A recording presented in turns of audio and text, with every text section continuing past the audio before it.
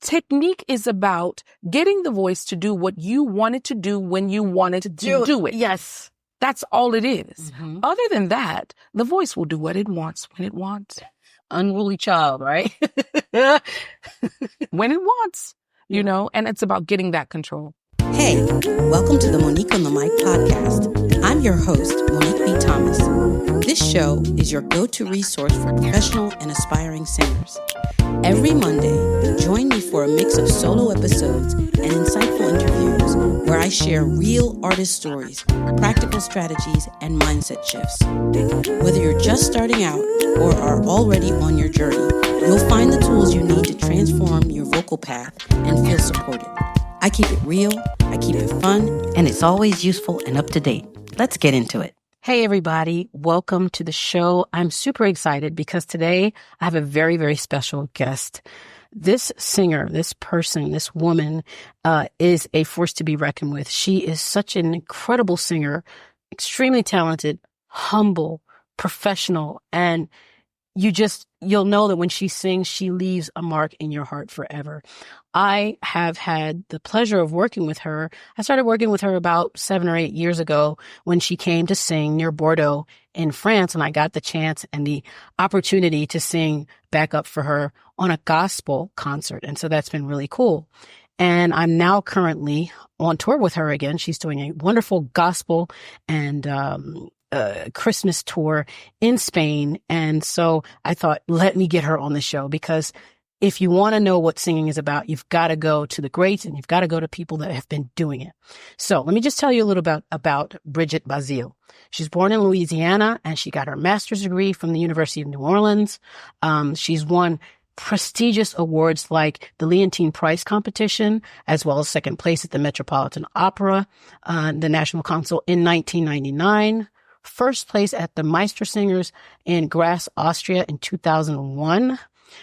She's also sung some of the biggest lyric roles in opera by composers like Purcell, Puccini, Mozart, Handel, Verdi, and Gershwin. And she was for many, many years the principal soloist for the Moses Hogan Choir. And we'll talk about that in a minute. She sang at some of the most prestigious halls in the world, like Carnegie Hall, and hopefully you'll get to see her in a city near you. Please welcome to the show, Miss Bridget Bazile. Bridget, thank you so much for taking the time to talk to me today. How are you? I'm great. Thank you so much for the opportunity to share with you. I'm really excited. This is really cool. Now, you guys all should know we're literally minutes from a show. So I'm really thankful because we really didn't have a lot of time, but she's making time. So I'm going to make this a short and sweet conversation. But can you tell me a little bit about your time with the Moses Hogan Singers? I started with Moses when I was 19 years old. Maybe a little younger, but I started with him, and he conducted a group called the New World Ensemble. This ensemble encompassed many, they were all singers, but they had different jobs like teachers and plumbers and, electricians and doctors and lawyers and, nice pastors. And some of them were moms, some, students, you name it. They weren't, professional singers. Okay. They weren't singers that, pursued careers, as artists. Right. They love to sing and they love God, and he created for them and allowed me to join in as a young, 19-year-old. Okay. Yeah. Okay. And so what was that experience like? It was absolutely amazing. Moses Hogan, was a phenomenal pianist, and, the Lord allowed him to create and arrange, spirituals in an amazing way. And now, he's becoming, needless to say, like a Mozart or a Bach. He's passed on. Right. And his music will live forever. Thank goodness. And it will live forever in our culture. But it's been a blessing because it has touched all cultures, schools and colleges and, young people. They sing Elijah Rock. Yeah. And they're not easy pieces. No, they're not. His arrangements are not for the faint of heart. Exactly. Quite challenging. But, for him, it was about sharing our history, sharing his gift Yeah. and infusing that with the voices that the Lord blessed him to have in his group. And he had the New Orleans Ensemble. Then he had the Moses Hogan Chorale. Right. And then the Moses Hogan Singers. And now you were a principal singer for both of those? For all three. All three. Okay. All three. Okay. I'm the soprano that sings all of the obligatos that you hear. The soprano. Yes. Okay. That you hear in all of the recordings, in every arrangement. Moses Hogan wrote around two principal voices, my voice and the late Brian Stratton. He was a tenor, amazing, extraordinaire. Wow. So that was a blessing for us. That is absolutely fabulous. And you guys, I'm laughing because the first time I heard her sing, I think my mouth dropped on the floor. I mean, I'm classically trained as well, but hearing a real live spinto soprano, if I'm correct, it is not something you hear every day. There's people with big voices, but this is extra big and extra beautiful, and not just big, because I think that this is important. Big is what you're born with, but it's what you do with it that makes a difference. And I've never heard a voice so large in size use dynamics in such an incredible way. She can do a pianissimo, so tiny and yet still so clear and controlled, more than even a smaller voice like mine that I've heard do. So I've always been blown away. So when I say the soprano, I mean the soprano. So she can get up there and stay up there, and it's gonna blow the roof off of the house. You're way too kind. I'm really not. I'm really not. Because anybody that knows me knows I'm extremely picky about singers. I'm super picky. Really, like, people are like, oh, do you like the singer? I'm like, if they're constantly having pitch issues, I'm like, no, they haven't quite learned their craft. So I'm gonna be, if their rhythm is not on point, if they can't do harmony, no. So I'm not being kind. That's just not how I function. I say what I feel, and I feel what I say. And I like to try to say it to the people that I admire, to their faces, because I think we don't always get to hear those things from one fellow singer to another. Exactly. I appreciate your artistry and something we talked about, the development of your craft. What I appreciate is that you took the time, you did the work, and so I can fully enjoy your gift. Thank you. Right. So there's that. Can you tell us how you got your start in singing? Because I think that's an interesting story. Well, this is my story. I started singing gospel music at the age of 7. Okay. And it's a part of my roots. It's a part of my life. It's who I am. My mother sang, sometimes I feel it like a motherless child. Yeah, I love that. In the womb while she was pregnant with me the whole time. So that's one of my favorite spirituals. It's my favorite because I know that story, and I know, that's how she was, and she would sing it all the time around the house. So I started singing gospel music at 7, got saved and was in the choir. Hallelujah. And then at the age of 11, and I was at my elementary school, and a group called Opera on the Half Shell from New Orleans.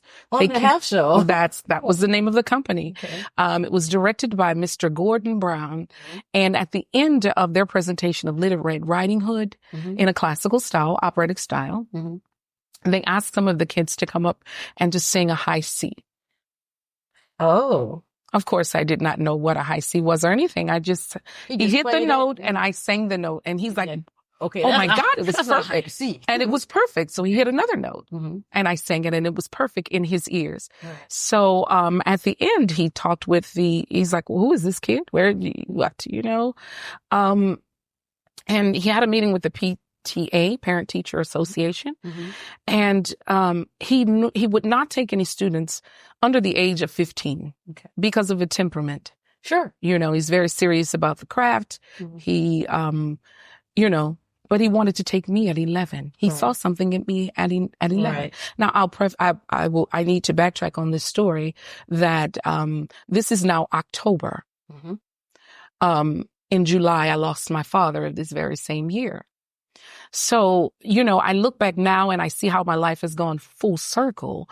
But at that time, my mother had 3 young kids, and my father died from cancer at 29 years old. Oh, my Lord. And so this October, he hears this student. He talks to the PTA. They decide, you know what? We're going to pay for her first 2 years of voice lessons if you will take her.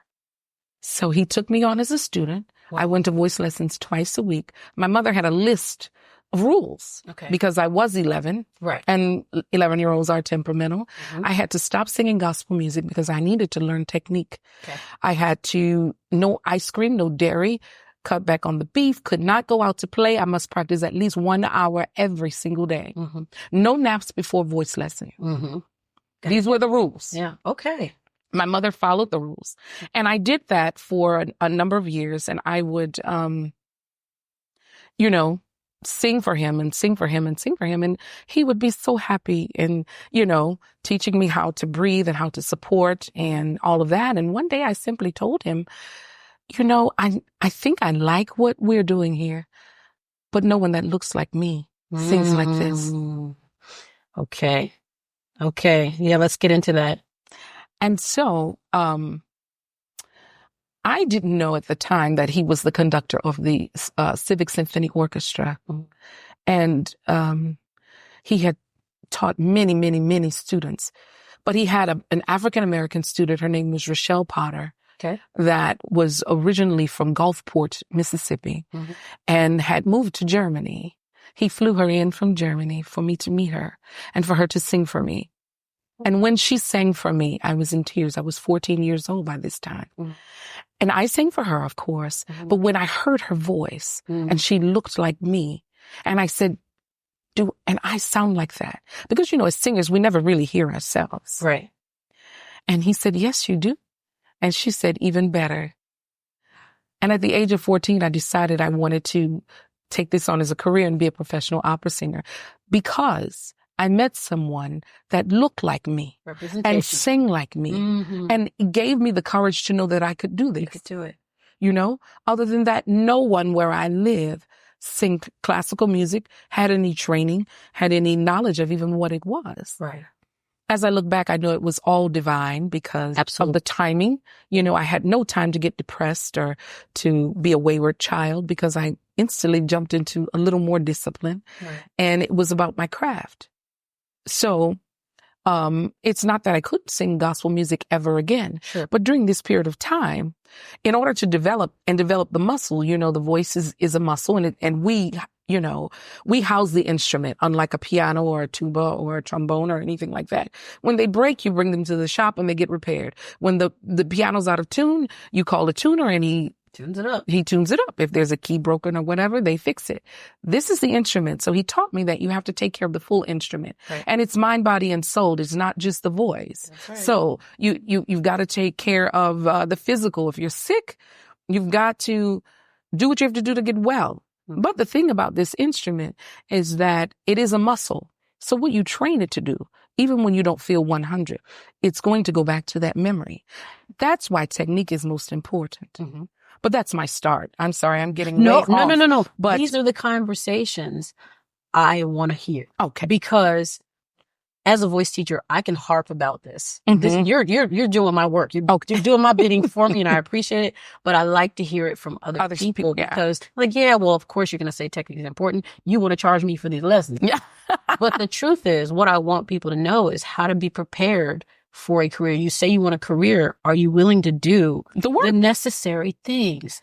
Not just for a week, for years. It's a lifetime thing. But once you've mastered technique, and you have to be with a teacher that you trust. Yes. I did not follow universities. I went to Tulane University for my undergraduate because of my professor. I went to the University of New Orleans because of Raquel Cortina. Okay. I went to the University of Oklahoma for Mr. Thomas Carey. Okay.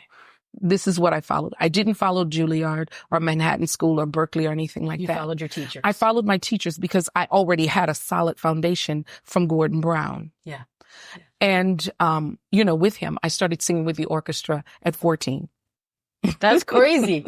I mean, yes. Because, I wish you guys could see her. She's tiny. She's this tiny, beautiful black woman with this big old voice. I can just only imagine you at 14 with this orchestra. Did you ever get nervous with that? How did you, because that's a big responsibility. I've never been nervous in the moment. And even now, I will confess, I'm never nervous when I'm performing, but it's always after. After a performance, I'm a nervous wreck.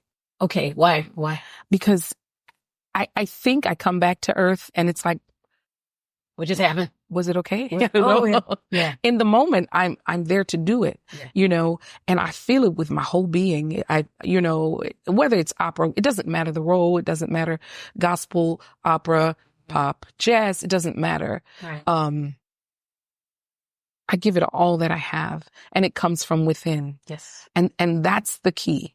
In classical music, it's very structured and you are given exactly what you're supposed to do, but you still have to somehow, make it your own. I was going to ask you about that. How do you make something authentically your own that's been written a certain way and it's been done many, many times? You have to invent that within yourself, When you get out of the realm of performing for people and you perform with them, that makes the difference. I like that. Yeah. I like that. I really, really like that. So let me ask you, when and how did you get back to singing gospel? Well, after a number of years of just honing in on being able to sing, what he used to do, he'd be at the piano and I would be very, very close to him. And while I'm singing, even in the middle of a song, he would hit me. Is this Gordon? This is Gordon Brown. Okay. He would hit me the first time I fell over. Oh, but it's a hit. It's center. Sure. If I'm not centered and if I'm not structured, if the knees are locked or anything like that, I'm going to fall over. I'm going to collapse. It's going to be, But once I learned to expand the diaphragm, learn the technique, the art of doing pianissimo, and it takes the same energy to do pianissimo as it is to do big grand forte. Yeah, exactly. Thank you. That's what he taught me. And once you're taught your technique and you understand the voice, technique is about getting the voice to do what you wanted to do when you wanted to do it. Yes. That's all it is. Other than that, the voice will do what it wants when it wants. Unruly child, right? When it wants, and it's about getting that control. Okay. And so eventually you came back to this gospel because you have this strong connection from your childhood. Yes. Obviously. Yes. I'm a Christian woman, always has been since the age of 7. I love the Lord. I know without a shadow of a doubt that the gift that I had came from God. I did not create this. I've been singing this way since I knew that I could sing. Right. And the technique, what it has taught me then is that I can sing anything and I will be able to sing it however long I choose. At 90, I will be able to sing this very same way. Yeah. I won't be able to jump around in those heels, but I will be able to sing. I may have to sit down, but that's the key. That's the key that you can't go with the fads of what's going on now. And you have to master your craft. Yes. Master your craft, not someone else. Thank you. Yes. Yours. Undeniably something that is authentic to you, unique, because God doesn't make copies. He doesn't. Right. Have you ever wanted to quit singing? No. I've never wanted to quit singing, but there was one time in my life that I almost did. Oh. And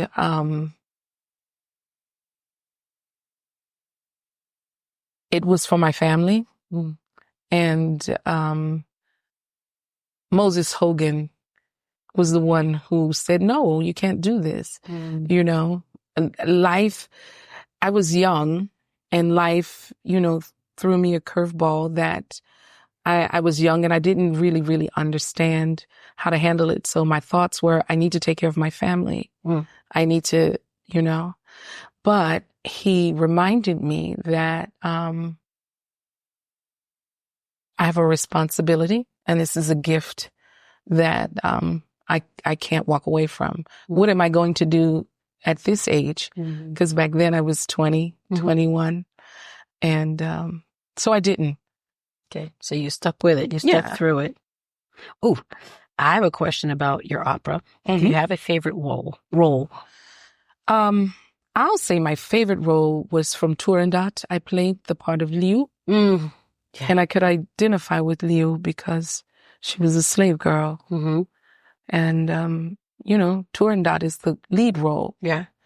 But without Liu, there's no Turandot. Yeah.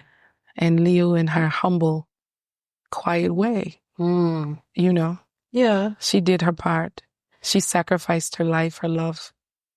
I can see why you would identify with that role because Ms. Bazile, she walks around here. She kind of floats around here. I say float not because I don't mean that she's not grounded. It's just that she comes in and out of the room. She's very quiet, not shy, but quiet, reserved, kind of like a quiet storm. And then she opens her mouth and you're like, whoa, what just happened? Who's that? Who that? You know? And so I could see how, you know, because many a singer have, you know, died on the throne of trying to sing Lou that didn't have the voice for it because it's a huge role vocally and emotionally. Emotionally. Right. And so both, right? Yes. And being able to do that role. And I could see how you could identify with that. That seems very similar to what I think I know about you. What has it been like being a Black opera singer? It's been tough. I was very young, you know, so you don't understand, you don't understand a lot of things of life and people from different places that don't have the background that you have or understand that I'm only here to do my role. Right. It's a team thing. I can't sing your part. I can't sing Dot's part. So I don't have any animosity or jealousy towards anyone. I'm here to do just my small part, you know? Yeah. So the battles, you know, that I've experienced, I've seen, it's disheartening, you know? God has given us all very special and unique gifts. And when you move out of the way of that and just do your part, it makes the wheel spin. It makes it all work together. Can't do the baritone or the tenor. I can only do Bridget's part. Right. Even if there are other, you know, lyric sopranos or dramatic sopranos or coloratura, it doesn't matter. You know, when I used to do opera, I mean, I've had terrible experiences of singers threatening to put things in my water, and I've had pins in my gowns and, you know, stick pins. Oh, wow. Yeah. So I've seen the ugly of it, and I didn't understand that. Didn't understand it. Didn't like it. So I always try to come with my very own spirit, stay out of the way, do my part to the best of my ability. You know, of course, there are singers that I admire. My Leontyne Price, who is my all-time favorite. I had the opportunity to meet her a couple of times. She's absolutely amazing. I knew her former husband, Mr. William Warfield. I got to meet them all through Moses Hogan. He was friends with Moses Hogan, and Mr. Warfield would call me the soprano. The soprano. The soprano. And the time I got to meet her, I was in a long, long line after one of her concerts in Chicago. And he saw me in line and he took me to the front of the line. And of course, I looked like a raccoon because I cried all of the mascara and everything. And she looked at me and she said, "Oh, my dear, you are so beautiful." And I'm like, no. But she saw my heart, you know? Yeah. Later, I understood that she saw something more than just the voice. That's right. Yeah. Yeah. Well, So I mean, there's none like her to me. None on the earth. She's amazing. And we are so blessed to still have her. And I promise you, Miss Price she can still ring that high C, high D without a problem because the technique is there. Yeah. Yeah. Oh, always. That is, I love what you said also. We cannot separate the voice from the heart. Can't. Because the voice itself can be beautiful. It goes back to what I said earlier. You know, just a beautiful voice. That comes from your genetics. Your parents gave you that, but it's what you do with it to create a connection between people, making you become somebody that nobody will forget. That's it. That's what it's all about. My mantra in life is talents are God's gift to us.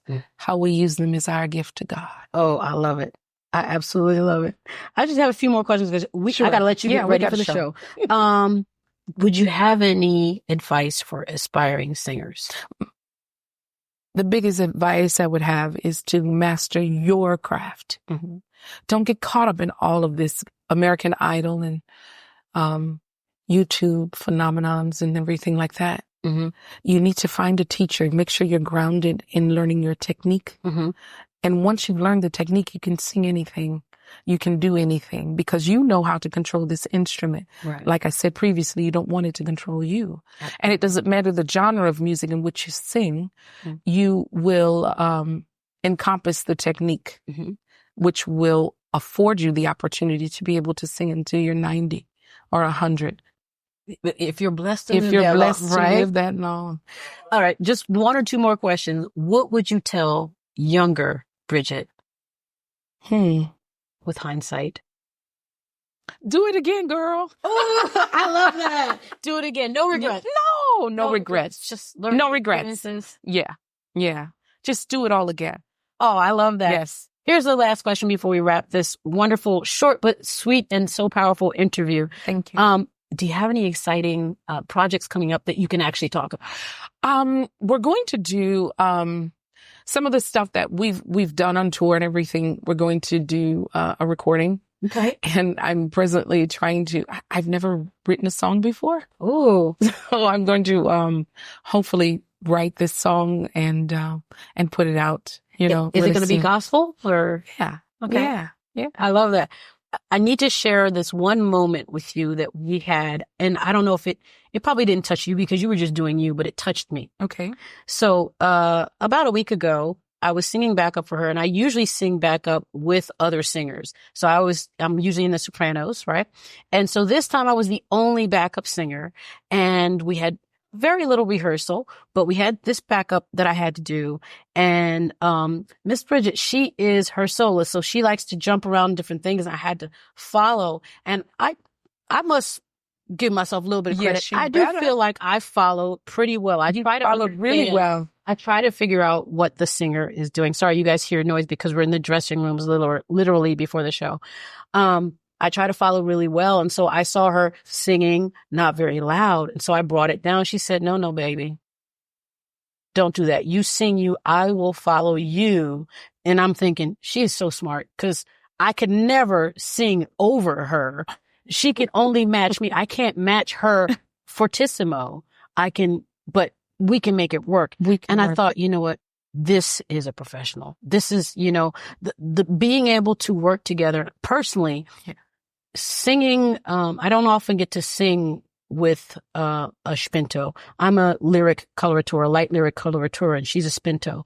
And I don't get to sing with this type of voice very often, but I have to say, I feel like our voices marry very, very well together. It was wonderful. And I was time. so excited about that experience. And I loved how you, I just wanted you to be yourself, bring you, all of you, and just let me get in where I fit in. And it worked out perfect. No, I love that. I think the lesson here is when you're working with people, it really is about making the music. There's a human connection. And you can't have the musical connection without some sort of human connection. Exactly. There's the coming together. There was no, my voice is bigger than your voice or any kind of crap like that. It was just two people really dedicated to making beautiful music and touching the people that were going to listen to us. And I appreciate that experience because, as you know, sometimes singing with other singers, it's not always a pleasant experience. You also said one other thing to me because I was, as a backing singer, I'm also a lead singer, but as a backing singer, my job is to back up, is to support so that the lead singer has everything they need to do their job. I don't want to get in their way, but I also want them to know I got your back. If you decide to go right, I'm going. Yes. Right? And I love it. I love that about you. And so, when I first started working with you again, because it's been a minute, I was a little cautious because I'm like, first of all, I don't want her to think I'm trying to step on her toes, and I don't want to step on her toes, and I don't want to get in her way. And she said, baby, I'm not that kind of artist. And I said, and I let out a sigh of relief. Like, when you eat too much food and you open your belt. But anyway, I just want to just share a little bit of Bridget Bazile with you guys. I hope you guys will get the chance. You'll take the time to look at the show notes and listen to her. And if you hear of her playing in a city near you where you can take a flight or anything, please go see this woman because you will not be disappointed. Listen, I'd like to thank you and your lovely husband so much for this opportunity. Have a beautiful Christmas season. And I can't wait to see what you'll do in the future. Thank you. Thank you so much. It's been my pleasure. Thank you. If you've enjoyed this episode, please don't forget to subscribe and leave a review wherever you listen to podcasts. If you're really liking what I'm throwing down, you'll love my Mike Masters newsletter. For more information on how to work with me and to sign up for the newsletter, visit www.moniquebthomas.com or check the show notes.